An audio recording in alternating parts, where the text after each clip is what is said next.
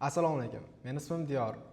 Men o'zi 5 yildan beri Amerika logistika sohasi bo'yicha ishlab kelaman va oxirgi paytlarda hammamizga ma'lum AI tendensiyasi butun xalqimizda, butun O'zbekistonda yoki butun dunyoda desak ham to'g'ri bo'ladi.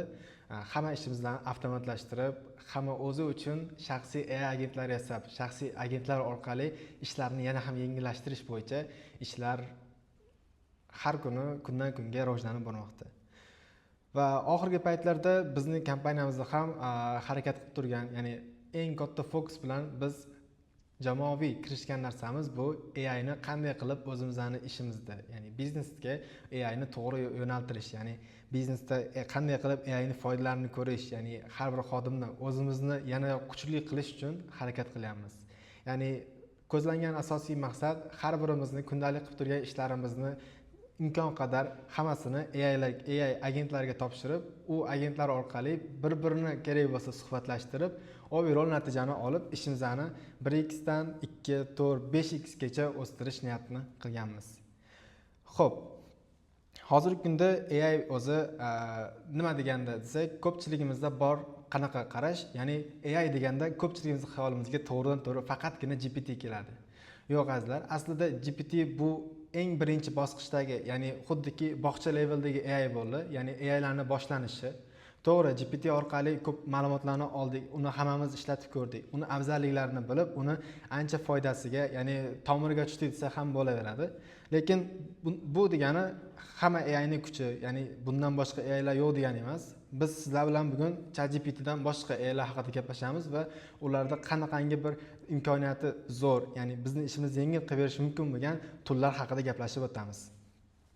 Xo'p, bu mening Instagram sahifam. Agarda sizga videomiz qiziq bo'lsa yoki bundan keyin sizga AI haqida yoki logistika bilimlari sizga qiziq bo'ladigan bo'lsa, obuna bo'lishingizni iltimos qilib qolardik. Va bu bizni keyingi videolarimiz chiqishida ham balkim qo'llab-quvvatlagan bo'lishingiz mumkin.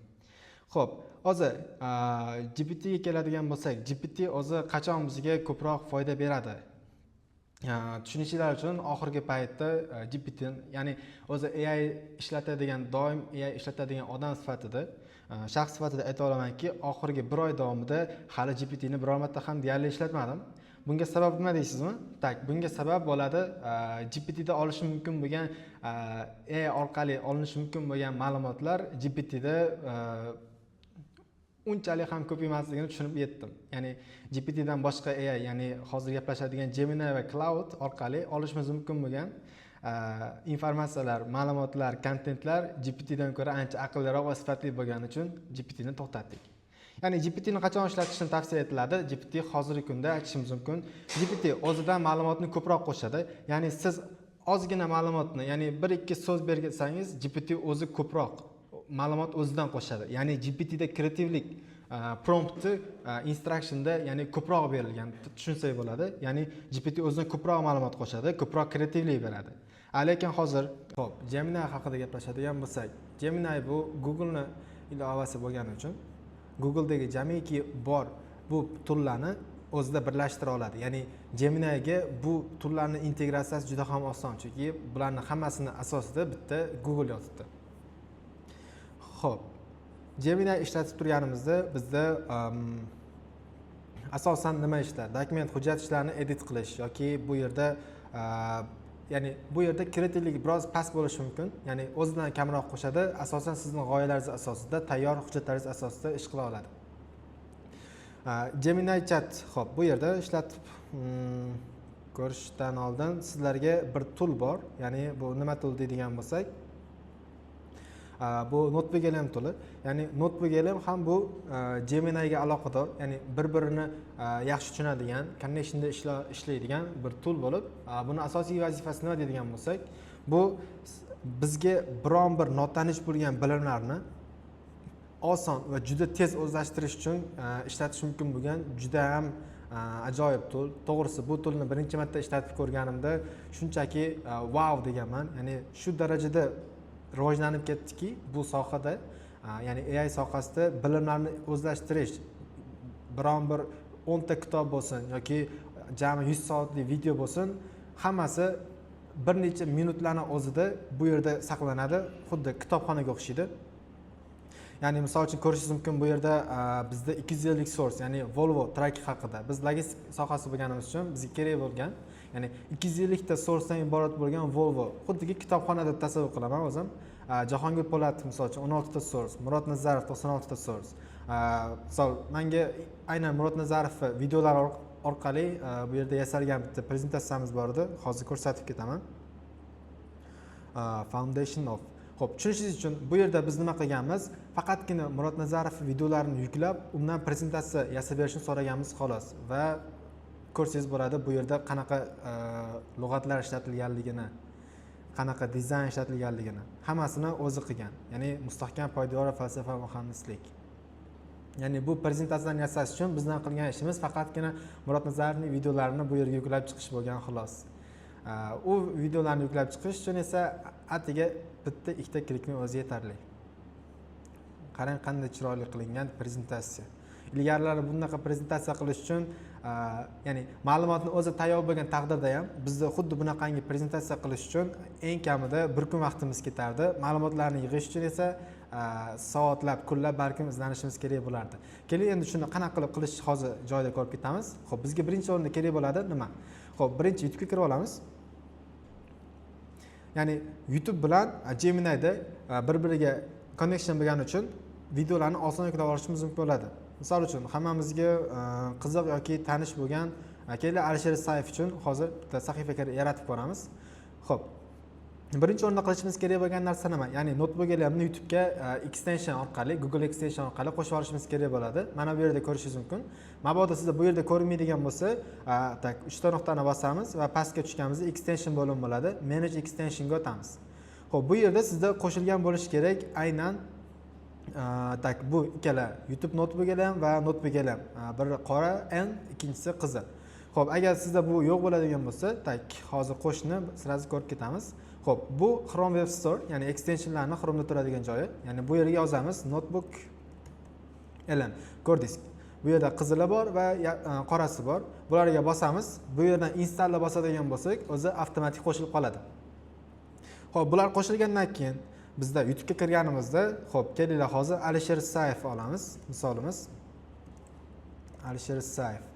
YouTube kanaliga kirib olamiz va kirganimizdan keyin videolariga o'tib ko'ramiz, bu yerda jami 665 ta video ko'rsatmoqda. Xo'p, bizga bu yerda sizning notebook'ingiz ko'rinib qoladi agar siz allaqachon bu yerga qo'shib bergan bo'lsangiz. Ya'ni notebook'ni bosamiz va bizda create new notebook, ya'ni Alisher Isayev uchun hozir biz yangi notebook'lar kutubxona yaratamiz ham bo'ladi. Xo'p, qo'shmoqda, mana ko'rib turganingizdek, hamma videolarni o'qib chiqadi.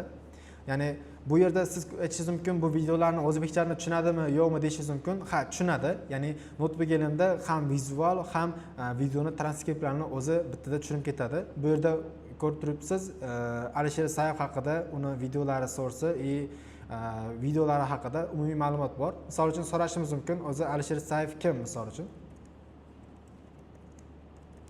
Ya'ni Alisher Isayev haqida ba'zi ma'lumotlar yoki biron bir biz kuzatadigan aqlli yoki zamonaviy qaysidir sohamizda o'rgatib turgan ekspertlar haqida Google'da balkim yetarlicha ma'lumot bo'lmasligi mumkin, lekin u ekspertlarning YouTube'da yoki boshqa platformalarda yetarlicha videolari bo'lishi mumkin. Tasavvur qiling, u videolarni hammasini olamiz va biz o'zimiz notebook'dan kutubxonamizga joylaymiz. U yerda biz u inson gapirgan gaplari yoki u inson orqali boshqalarning suhbatlari orasida gapirgan hamma bilimlarni to'plab bizga o'sha bilimlar asosida bemalol ma'lumot berish mumkin bo'ladi. Hozir bu yerda bizda videolarni o'qib chiqdi. Tak, ba'zi bunga o'xshash errorlar bo'lib qolishi mumkin. O'tkazib olsak bo'ladi. Chunki har doim ham videolarning kачествоsi to'g'ri kelmasligi mumkin. Tem более hammamizga ma'lum, baribir o'zbek tili u darajada hammaga ham ayon emas. Lekin xo'p, bu yerda biz savol bergandik, Alisher Isayev kim? Bu yerda yozib qo'yibdi. Alisher Isayev O'zbekistonda taniqli biznes eksperti va tadbirkorlar ustozi va bir qator yirik ta'lim hamda biznes loyihalari, xususan Milliard klubi hamda biznes davolash dasturi asoschilari hisoblanadi. Tak. Bu yerda ko'rib turibmiz, Alisher Isayev haqida bizga qisqa va lo'nda javob berib turibdi. Xo'p, endi aytishimiz mumkin, hammamizga qiziq. Misol uchun Alisher Isayev hozir YouTube'da 600 dan ko'p videolari bor va u kishining bilimlari hammamizga qiziq. Endi Alisher Isayevning butun boshli bilimlarini atiga 1 soatlik yoki yarim soatlik bir PDF qilib o'qib uni o'rganib olish kimga qiziq bo'lmaydi deysiz. Hammamizga ham qiziq bo'ladi. Yoki bizda bu yerda nimalar bor?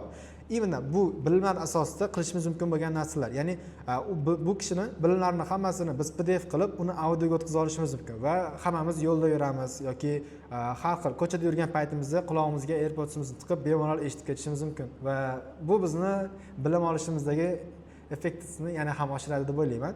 Xo'p, bu yerda slide check bor. Ya'ni kelinglar hozir slide check bosib ko'ramiz. Ya'ni qanaqangi bir generatsiya qilib beradi bizga Alisher Saifov bilimlari asosida, YouTube videolari asosida qilingan bilimlardan bizga bitta prezentatsiyasi beradi. Bu ozgina vaqt olishi mumkin. Maksimum 10-15 minutda xudo xolasa ko'rishimiz mumkin. Xo'p, ungacha biz bu prezentatsiyalar bo'lgungacha biz qilib turamiz. Ya'ni bu yerda Alisher Saifov bizda notebooklar ham ochildi.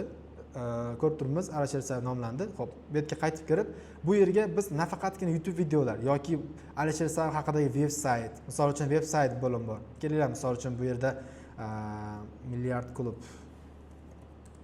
bizda Milliard klubni sayti bor. Ya'ni aynan bu sayt misol uchun Alisher Saifovga tegishli bo'lgani uchun biz bu saytni ham o'zimizning notebookimizga, ya'ni Alisher Saifovning sahifasiga qo'shib qo'yishimiz mumkin bo'ladi. Bu degani bu saytning ichida bor jamiki ma'lumotlarni notebookimiz o'zi analiz qiladi, kirib o'qib, topib, bizani ma'lumot bazamizga yuklab qo'yadi. Xo'p, bundan tashqari bizda add source qilishimiz mumkin update file. Ya'ni biz o'zimizda bo'ladigan har qanday fayllarni, ya'ni balkim o'zimizda olingan video rekordlar bordir, ularni ham qo'shib ketishimiz mumkin yoki ko'rib turibsiz bu yerda OneDrive ham bor. Ya'ni o'zimizning Google Drive'imizga yig'ilib ketgan qanaqangidir bilimlar bo'ladigan bo'lsa, ularni ham birda to'la qo'shib ketishimiz mumkin. Va oxirgisida copy text. Misol uchun olishimiz mumkin. Bu yerda bizga Alisher Saifov haqida bergan ma'lumotni o'zini copy qilamiz va add source'ga deylik shu ma'lumotlarni copy file qilib qo'shib qo'yishimiz ham mumkin bo'ladi. Ya'ni bu bizda nimani beradi deydigan bo'lsak, Alisher Saifov haqidagi bilimlarni balkim boshqa kerak bo'lgan muhitda, ya'ni boshqa sohada biz xuddiki kitoblardan fayllarni PDF qilib olamiz va bu notebookga yuklab qo'yib, u bilimlarni ham bittada o'zimizga olib ketishimiz mumkin bo'ladi. Xo'p, bu yerda tushunarli. Endi bizda yana bir qiziq joyi bo'lishi mumkin. Hozir o'zim ham hayratlanganman birinchi marta buni ko'rganimda. Ya'ni bizda Alisher Saifov haqida bilimlarimiz hozir bor. Endi kelinglar hozir Gemini'ga o'tamiz va bu yerda plus tugmachasi bor. Plus tugmachasida bu yerda bizga upload file bir nechta toollar bor. Ya'ni create image qilishimiz mumkin Gemini orqali. Xo'p, undan keyin video create qilishimiz mumkin. Asosan videolar create qilib turganda video bilan bunday ishlaydi. Va bizda bu yerda hozir gapirmoqchi bo'lgan temamiz notebook elim bor. Ya'ni tasavvur qiling, biz hozir notebook elimda Alisher Saifov haqidagi bilimlarni bir faylga joyladik. Endi biz Gemini'da aynan Alisher Saifov haqida Gemini o'zida gaplashib ketishimiz mumkin bo'ladi. Xo'p, hozir buni ko'ramiz. Misol uchun bizda biznes bo'ladi tasavvur qilamiz. Bizda restoran biznesi bor. Va uni yangi filialini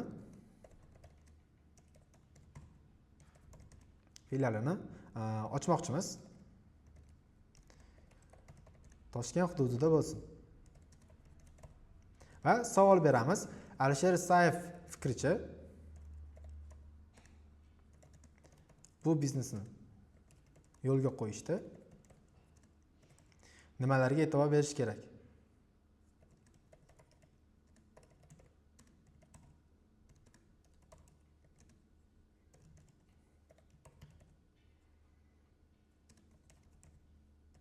Xo'p. Ya'ni bu yerda bizda bu savolimizga javobni birinchi bo'lib Alisher Saifovning butun bilimlari YouTube orqali olingan videolarini ko'rib analiz qilingan holda u videolarning ichida bu savolimizga javob bormi, yo'qmi, uni tekshiradi. Ya'ni Alisher Saifovga o'xshab fikrlar bizga hozir Gemini javobni beradi. Xo'p, bu javobni berguncha notebookimga qaytib biz generatsiya qilib qo'ygan prezentatsiyani ko'rib qo'yamiz. Ko'rib turibsizlar, hammasi live ketyapti. Ya'ni hech qanaqangi oldindan tayyorgarlik qilinmagan holatdagi prezentatsiyani hozir ko'ramiz. O'ylaymanki, juda ham chiroyli dizaynda qilib beradi. Xo'p, bu yerda bizning savolimiz.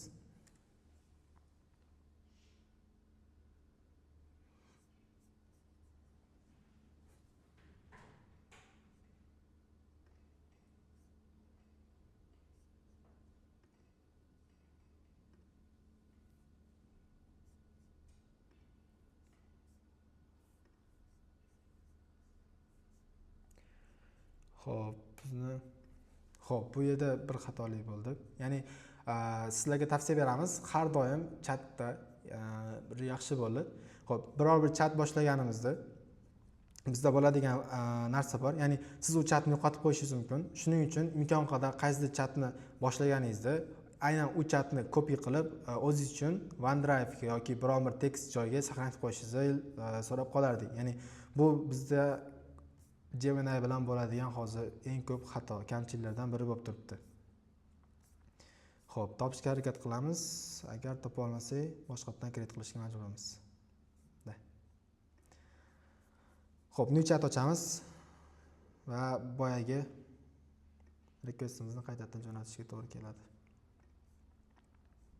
Yoki bir nechta kelib, birato'la boshqa. Bitta ishni takroriy qilmaymiz. Yoki bir nechta Murod Nazarov. Va uchinchisida bo'lishi mumkin. Nimadir? Ya'ni bu yerda nima bor? Alisher Isayevda biznesni bilimlari bor. Murod Nazarovda ham biznesni bilimlari bor, lekin deylik Murod Nazarov faqatgina qurilish, ya'ni qurilish sohasidagi ekspert. Endi Alisher Isayevni biznesni yo'lga qo'yish bilimlaridan foydalanib, qanday qilib chiroyli arxitekturni biznesni yo'lga qo'yish mumkin degan ma'noda hozir bu yerga to'l yozamiz. Bu yerda qo'shishimiz mumkin, deylik yana bitta biznes, ya'ni balkim o'zimizni qo'shishimiz mumkin. Ya'ni meni nomimdan Alisher Isayevning biznes haqidagi bilimlarini, bizning sohamiz ham arxitektura bo'lsin, deylik qanday qilib Murod Nazarovdagi arxitektura biznesini chiroyli yo'lga qo'yish mumkin degan ma'noda so'rashimiz ham mumkin bo'ladi. Xo'p, bu yerda Alisher Isayevning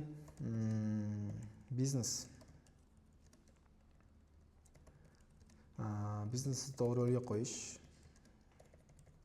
va undagi kamchiliklarni aniqlash bo'yicha bilimlaridan foydalanib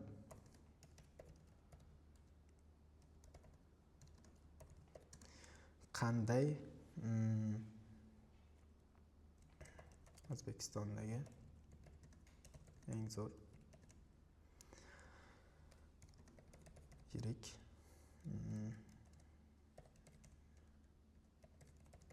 qurilish sohasidagi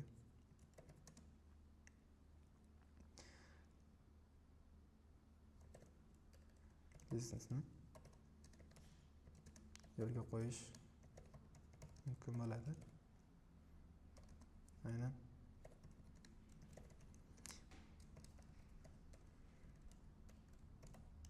Murod Nazarovning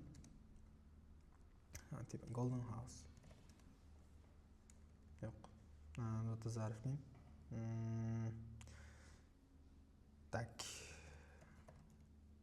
tajribalariga mos va uni qadriyatiga to'g'ri keladigan deymiz.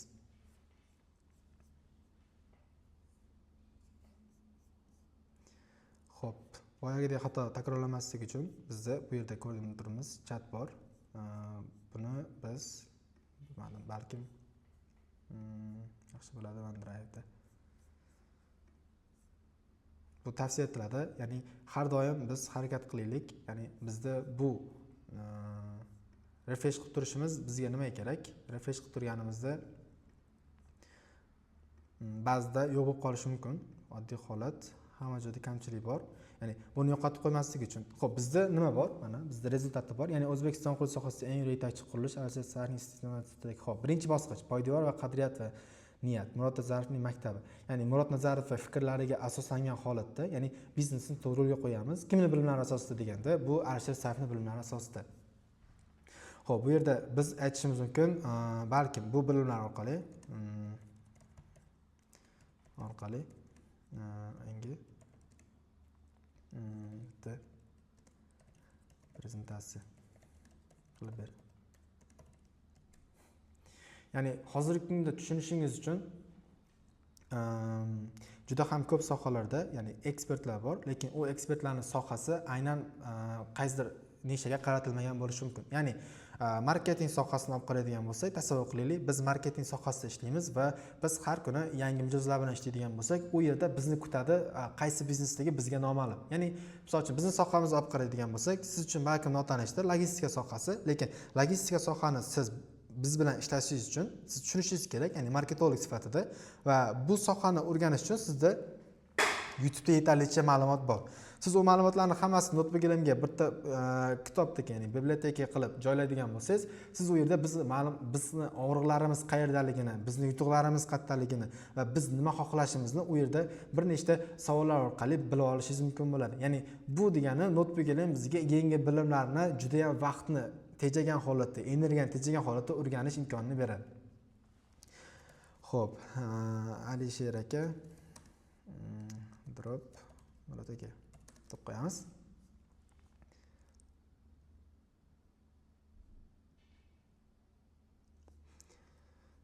Xo'p,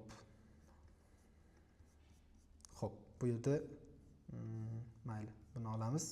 Bizda eng yaxshisi kelgan notebooklar orqali o'z ishini hammasiga ko'ramiz. Xo'p, bu yerda bu bilimlarni olamiz va prezentatsiyasi berishni so'raymiz. Prezentatsiya yasash uchun notebooklar dizayni Gemini'dan ko'ra o'zi yaxshiroqligini oldingi generatsiyalarda bildik.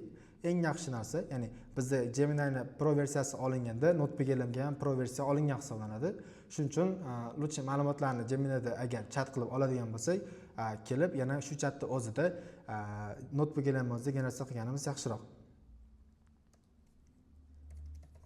Qilib ber. PDF formatda bo'lsin.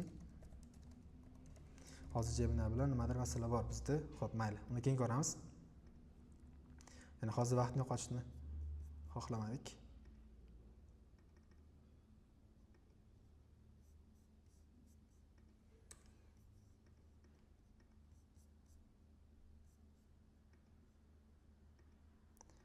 Xo'p.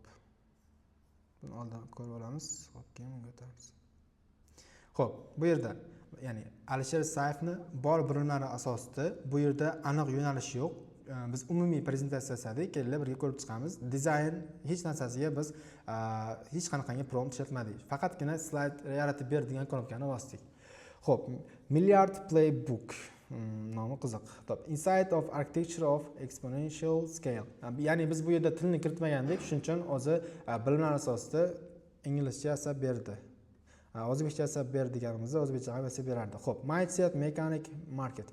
Ya'ni kuchli bilim, mexanizm va market. Xo'p, bu yerda nima deyapti? The Insight of Scaling Architecture. Ya'ni biznesning arxitekturasi qanday desa ham bo'laveradi. Ya'ni bu yerda motor, o'yin, marketni o'rganish, insightlar. Ya'ni dizaynni ko'rib turibsizlar, juda ham ajoyib.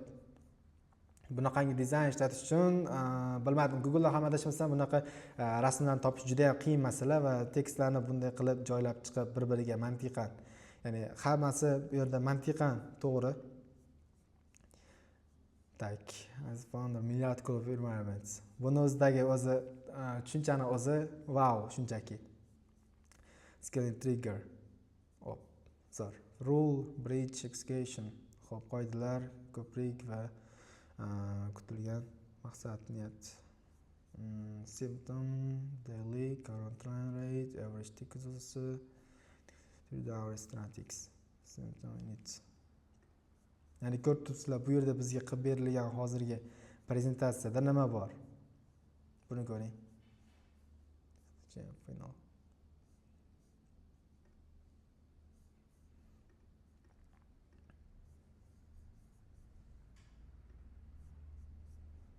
Shunchaki wow.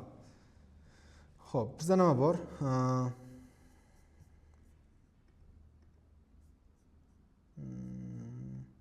Slide check, describe. Buni joylaymiz. Default. Tilini o'zbekcha qilib so'rab ko'ramiz bu yerda. O'zbekcha. Hop.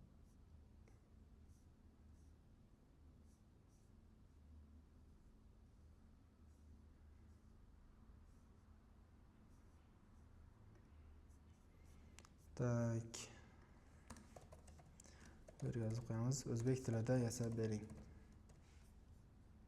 Va generate qilamiz. Bu yerda biz hozir ikkinchi generatsiya boshlanadi. Ya'ni tushunishingiz uchun bu yerda negadir ketmadi. Xo'p, tushunishingiz uchun bizda butun boshli bilimlar asosida bu bilimlarni o'rganib chiqish uchun bizdan bilmadim eng kamida bir hafta vaqt oladi.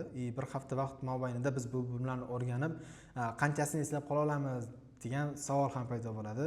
Albatta bu fizikal tomondan iloji yo'q. Va ko'rib turibsiz, bu yerda bizda kutubxonamizda qanaqangi bilimlar bor. Kalibr sohasi, misol uchun Hasan aka Mamasliqov bor yoki bizning sohamiz bo'yicha yoki Abdukarim Mirzayev, ya'ni hamma soha bo'yicha o'zimizni qiziqtirgan sohada o'zimiz uchun tezkor kutubxona yaratib, bu yerda biz o'zimizni yangi bilimlarimizni orttirishimiz mumkin. Misol uchun Jahongir Po'latov maktab bo'yicha ekspert desak bo'ladi. Bular haqida ham prezentatsiya bor ekan bu yerda. Kelib ko'rib chiqamiz. Ya'ni qanaqa deganda, O'zbekiston sharoitida Toshkent shahrida, ya'ni qanday qilib xususiy maktablarni yo'lga qo'yish bo'yicha ekspert fikrlari desak ham bo'ladi. Ya'ni bu yerda zamonaviy ta'lim tizmasi, O'zbekiston ideal maktab qurishning muhandislik va menejment asosi, Jahongir Po'latovning 17 ta filial va 15 ming o'quvchiga erishish strategiyasi. Ya'ni bu strategiyalarni hammasini o'rganib chiqish uchun biz tushunishingiz uchun hech qanaqangi ma'lumot yoki resurs deyarli ishlatmadik. Ya'ni faqatgina YouTube'dagi ochiq manbada turgan videolarni olib notebookga yuklaymiz va u bilan asosida prezentatsiya yasashni so'rab chiqamiz xolos. Xo'p, keyingi pejlarga o'tadigan bo'lsak, maktab qurish faqatgina ta'lim berish emas, bu milliardli biznes mashinasini yig'ishdir. Bu sitata gaplarni orqasida qancha ma'no, mehnat borligini faqatgina bu copywriterlarning o'zi tushunsa kerak. Xo'p, yangi paradigma, data driven position scalability. Eski paradigma, chokdos and chaos. Ya'ni eski ta'limda bo'lardi xuddi doska va mel va kaos bo'lardi, ya'ni tartibsizlik. Yangi paradigmada bo'ladigan bo'lsa, ma'lumotlarni to'g'ri boshqaruvi va qarorlar va o'sish. Xo'p, bu yerda qadam-qadam choyxona avtomobilga. Xo'p, poydevor mashaqqatdan menejmentgacha. Ya'ni birinchi qadamda Farhod bozorida choy sotish va mashina eng xizmat sifatini taqdim etish.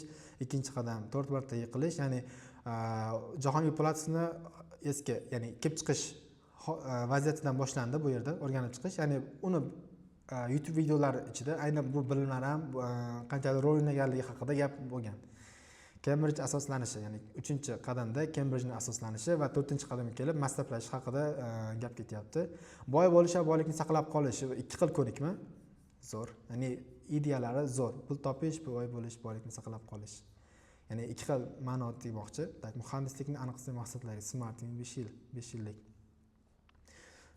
Varonkalar, ya'ni ustun moslashlashuvchi model, ya'ni butun boshli biznes asoslarida nimalar bor? Ya'ni bizda 3 ta ustun bor deb aytib turibdi. Bizda yana bir oxirgi ko'rib qo'ydik. Prezentatsiyamiz bu yerda tayyor bo'ldi. Prezentatsiya tayyor bo'lish uchun ozgina vaqt ketadi, ko'rib turibmiz. Va hali kirmasimdan o'sha reaksiyalar boshqacha. Xo'p, ya'ni o'zbek tilida, ya'ni Alisher Safar, Murod Nazarov bilimlar asosida tayyorlangan prezentatsiyani ko'rib chiqamiz. O'zbekistonda qurilish gigantini yaratish bo'yicha prezentatsiya. Alisher Safarning strategik bilim tizimi va Murod Nazarovning insonparvar falsafasi sintezi. Eng yirik va yengilmas kompaniya qurishning 5 bosqichli mukammal modeli.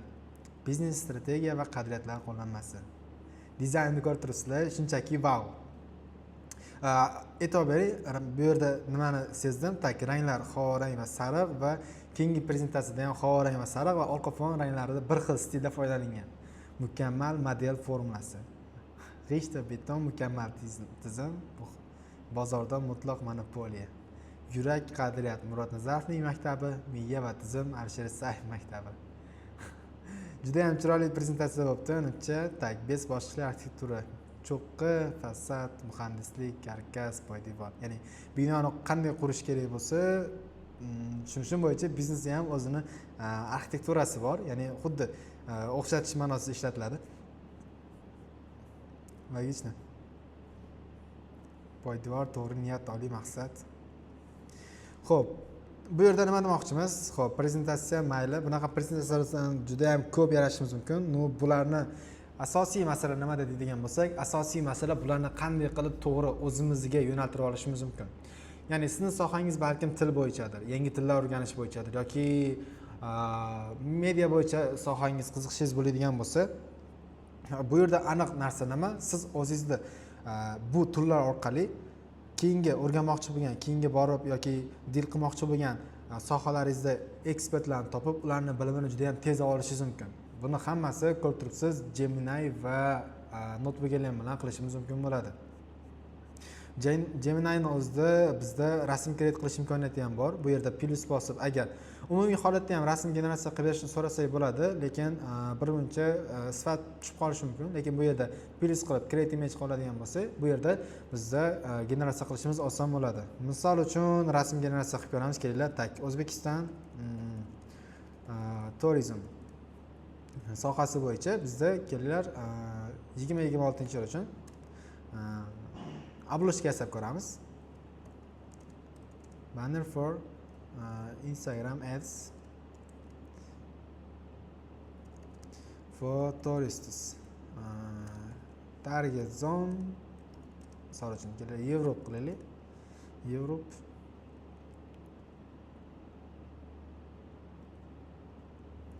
people who want to come to Uzbekistan.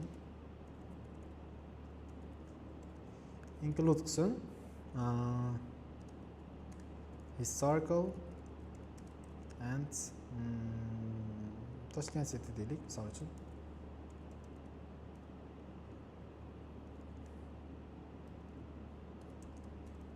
Most modern building. Okay. Bu yerda bizda ko'rib turibsizlar Pro bor. Bu yerda 3 xil rejimimiz bor. Chuber Flashlight, Chuber Flash and Pro, Advanced Math and Code. Bu yerda Syncing Level bor. Buni bosib qo'yadigan bo'lsak, chuqurroq o'ylaydi.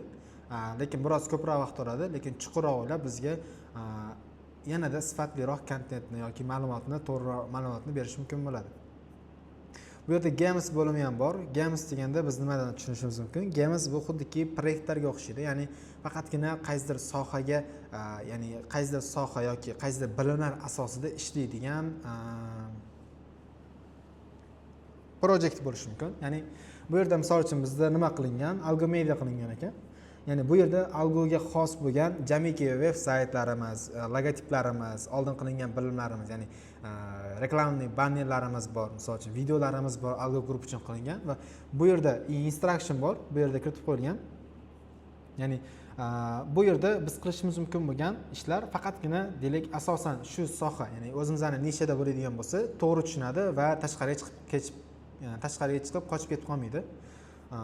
Ya'ni device info misol uchun bizdagi narsa, ya'ni bu yerda aniq bilimlarni biz oldin to'playmiz, GPTning ichiga berib qo'yamiz, u ma'lumotlarni GPT o'zi o'rganib chiqib analiz qiladi, bizda keyingi beradigan savollarimizni, promptlarni olib, o'sha bilimlar asosida bizga to'g'ri taqsimlab beradi.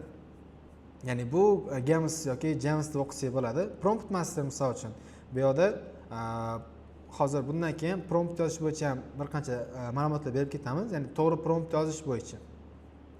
Bu yerda ko'rib turibmiz, aynan to'g'ri prompt yozish haqida bu yerda bizda Games, ya'ni James qilingan.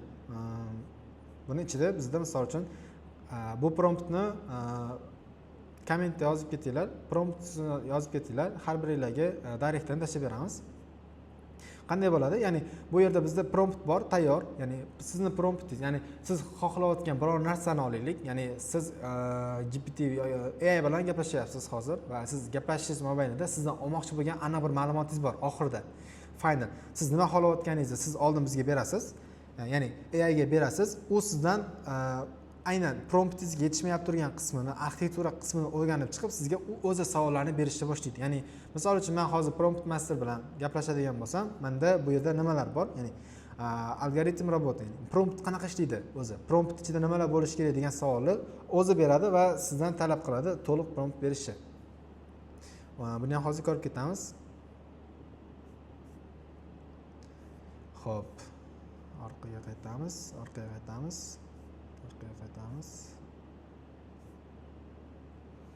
Xo'p, bizda turizm bo'yicha ko'rishimiz mumkin.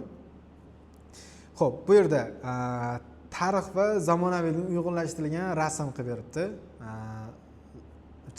Juda ham chiroyli qilingan. Discover Uzbekistan where history meets modern in 2026. Zo'r. UNESCO Heritage Site, Ancient Silk Road, Meridian City Vibes. juda ham ajoyib. 2,5 ming yil tarix va zamonaviy shaharni bir rasm o'zida tasvirlab bergan. Ko'rdinglar, bu yerda faqatgina 2-3 qator prompt ishlatdik xolos. Agar har bir detalga alohida to'xtaladigan bo'lsak, to'g'ri prompt beradigan bo'lsak, bu yerda biz olishimiz mumkin bo'lgan narsalar juda ham ko'p. Ya'ni aynan rasm o'zida ham. Ya'ni bu yerda Nesvanni tasvirlabdi va adashmasam bu Samarqandda tushgan yangi aeroport bo'lsa kerak. Zamonaviy shahar, yashil zonalar va tarixni juda ham chiroyli, ya'ni odamlar bilan, turistlar bilan chiroyli qilib beribdi. Ajoyib. Xo'p, bu funksiya ichida, turlarning ichida foydalanishimiz mumkin bo'lgan juda ham ko'p ma'lumot va foyda bor bizga. O'ylaymanki, bugundanoq ishlashni boshlaysiz.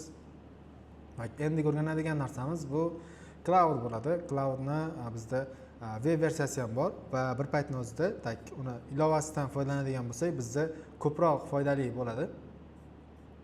Ya'ni ilovani o'ziga keladigan bo'lsak, bizda chat ochiraylik. Xo'p, Cloudni ko'p maqtab o'tirmayman. Sirazi buni nimalarga qodir ekanligini hozir siz bilan baravar ko'rib ketamiz.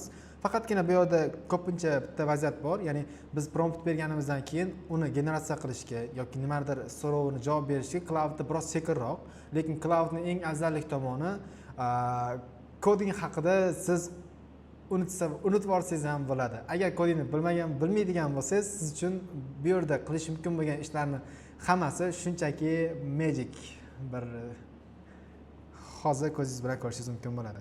Ya'ni Cloudni men hozir shunday aytayapman, Cloud bu ITchilarni, kodingchilarni qotili deb atashni boshladim.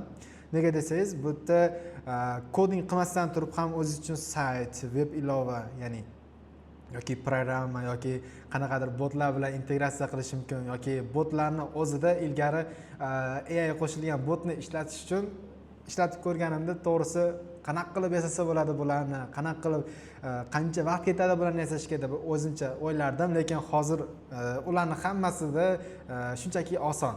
Ya'ni nima qilishni xohlab turgan bo'lsak, ularni hammasi, ya'ni bizda miyamizda nimaiki fikr bo'lsa, uni web ilova orqalimi, Telegram bot orqali yasab olish umuman muammo emas. Hammasi Cloudni o'zini ichida. Xo'p, kelinglar, ko'p maqtab cho'zib o'tirmaymiz. Cloud orqali nima yasaymiz? Xo'p, bizga tasavvur qilaylik, bironta biznes bo'lsin, nima biror bir oldi-sotdi qiladigan, balkim restoran biznesi bo'lishi mumkin. Kelinglar, restoran biznesni yasab ko'ramiz. Xo'p. Salom Cloudjon. Men o'zimning restoran biznesimni ilmiy xatolar bo'lsa, kechirim so'rayman. Biznesimni boshlamoqchiman.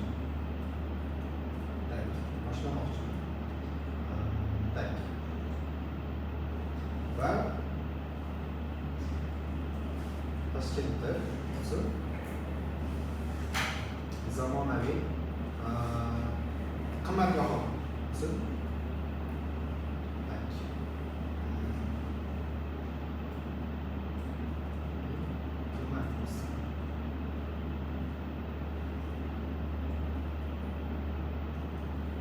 milliy taomlar va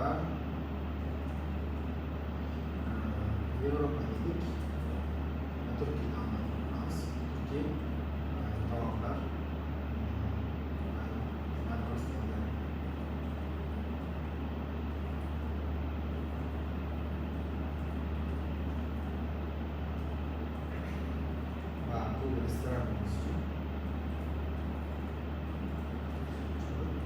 website yasashni so'rab ko'ramiz. Website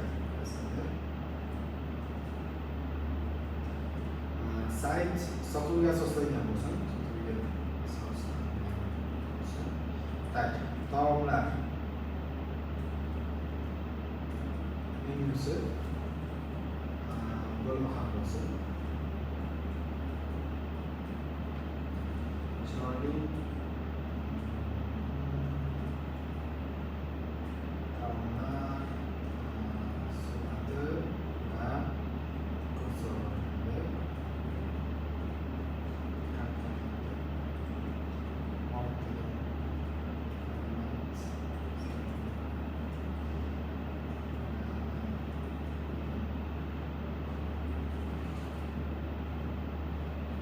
va nom haqida ma'lumotlarni chizamiz. CTA bo'lsin, homepage bo'lsin, o'zbek milliy maqollari deymizmi? Maqol va iboralar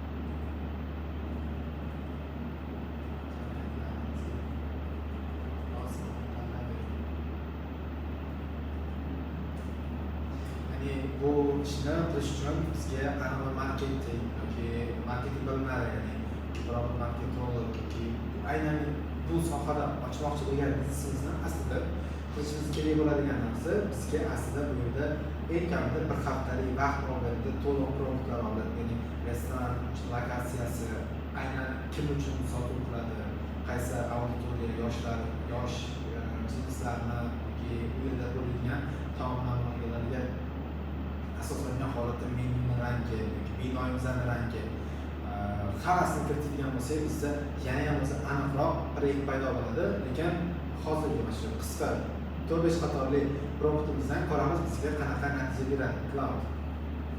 Xo'p, ungacha biz o'tamiz. Bu yerda cowork bo'limi bor. Cowork bo'limi nima deydigan bo'lsak, cowork bo'limi bu asosan o'zimizni kompyuterimizni o'zi uchun mini proyektlar yaratish uchun to'g'ri keladi desak bo'ladi. Bu yerda proyektlar bo'limi bor. Ya'ni biz bu yerda proyekt yaratishimiz mumkin. Ya'ni bu yerda nima deydigan bo'lsak, proyekt yaratganimizni faqatgina o'zimizni kiritib qo'ygan bilimlarimiz asosida, xuddiki Gemini'dagi Games'ga o'xshaydi. Bu yerda ham proyekt yaratib beramiz. Erga biz o'zimiz knowledge bilim beramiz va instruction beramiz. O'sha instruction va knowledge'larga asoslangan holatda bizga aniq bir formatda javob beradi. Ya'ni o'zidan kamroq qo'shadi. Va shedul bor.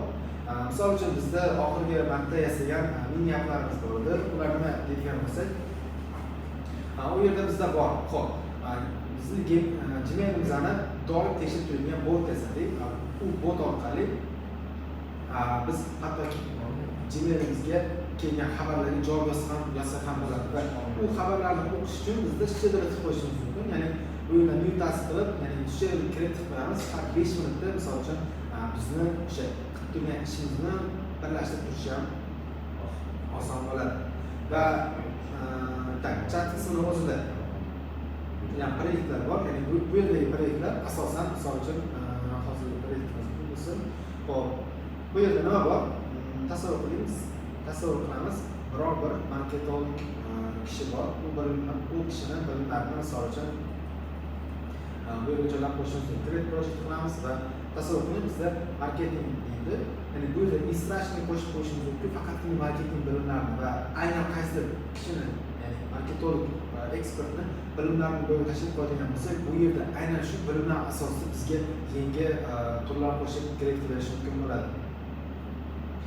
Xo'p, bizga hozircha nom aniq Dasturxon saroyi nomli zamonaviy hashamli restoran. Ya'ni nomini o'zi chiroyli bo'ldi. Xo'p. Bizda hozir ko'rishimiz mumkin. Bu yerda bor edi.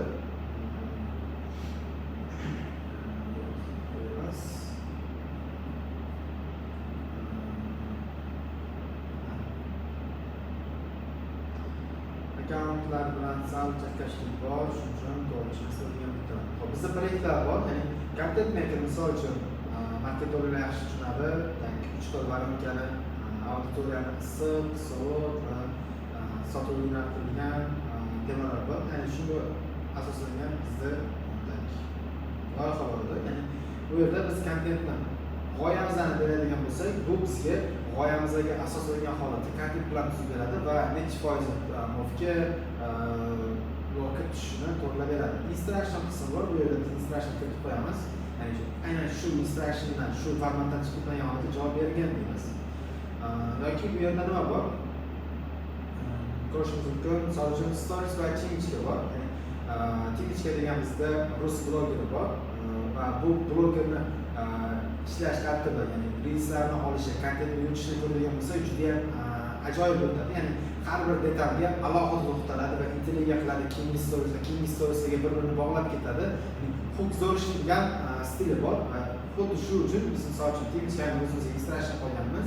Misol uchun bizlarga yangi g'oya bo'ladigan bo'lsa, biz aynan bu akani g'oyalar asosida misol uchun kontent bilan tuzishimiz bizga osonroq bo'ladi. Ya'ni bu kishini bilimlarini o'zlashtirib, biz qog'ozga tushirib, u bilimlarni yana alohida kontent bilan yozishdan ko'ra, biz bu kishini bilimlarini hammasini bitada yuklab olamiz va o'zimizga qaratib oladigan bo'lsak, aynan o'sha shaklda bu Timescap bilan xuddiki gaplashib, maslahatlashib, bilimlardan foydalanganday bo'lamiz.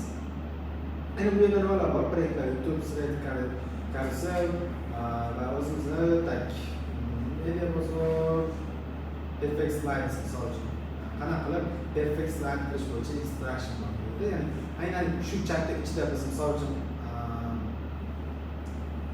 Perfect Slide yaratishga misol uchun oxirida qilingan bu yerda slide bor ekan. Ko'rishimiz mumkin.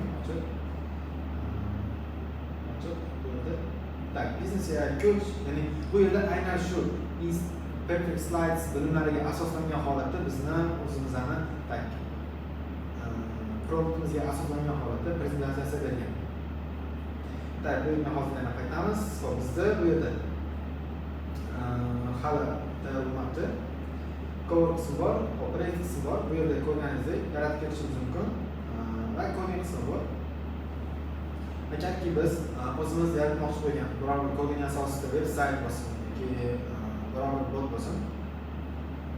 Uni backendini aynan oldin chat qismida to'liq g'oyamizni shakllantirib olamiz. Ya'ni u g'oyamiz asosida bo'lsa, misol uchun g'oyamiz kim uchun, qaysi auditoriya uchun, nimalarni hal qiladi, qachon vazifasini misol uchun nima vazifani bajaradi, hamma g'oyani olamiz va koding qismiga o'tadigan bo'lsak, bu yerda yana ham mukammalroq ishlaydi cover. Va coverda yana bizda hozir 8 server bo'ldi va 8 deydi qo'yib olamiz. Undan keyin boshqa nima deysiz? Stop. Kelinglar oldinda hostga olamiz. Ya'ni saytimiz tayyor bo'ldi. Menimcha shunchaki wow bo'lgan. Dizaynni o'zi hayratlantiryapti.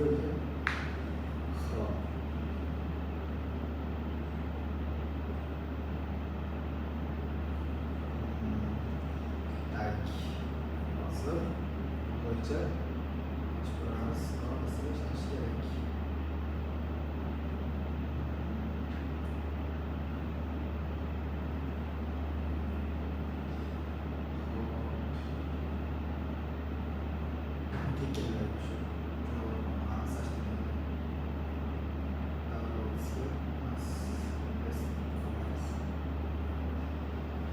Bizda saytimizni HTML fayli bor. Xo'p, kelinglar endi sayt ko'rib chiqamiz. Ya'ni bu sayt yozish uchun ko'rganingizdek 4-5 qatorli prompt yozish xolos. Orqasidagi rasmlar, yozuvlar, ranglar hammasi wow просто. Dasturxon saroyi Toshkent restoranimiz biz haqimizda menyu, muhit, qadriyat va stol band qilish. Stol band qilish knopkasini bosganimizda ko'rdirsizlar, to'g'ridan-to'g'ri u o'zini stol band qilish uchun to'liq informatsiya kiritishga o'tib ketyapti. Bu yerga hozir ismlarimizni yozib, misol uchun telefon raqamlarimizni yozib, stol band qilishimiz ham mumkin bo'lar ekan. Vaqtni belgilaymiz. Bo'lmadi, lekin hozir oxirgi o'zi O'zbekistonda olib qiladigan bo'lsa, Toshkentda men hali bironta stol band qilish mumkin bo'lgan restorandagi saytni bilmayman. Hammasiga oldin telefon qilishimiz kerak. Shunaqangi masalalar bor. Bu yerda o'zi g'oyani o'zidan chiqardi, chunki biz stol band qilish bo'yicha bunga page yaratishni biz so'ramagandik. Xo'p, menuni ko'rish. Qarang.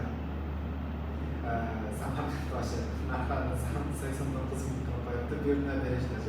Xo'p, bu yerda Samarqand suvida an'anaviy osh uzundorlik. Xo'p, bu yerda qo'y shashlig'i qanaqa ishlashini ko'ryapsizmi? Hammasi yengil, juda ham ajoyib.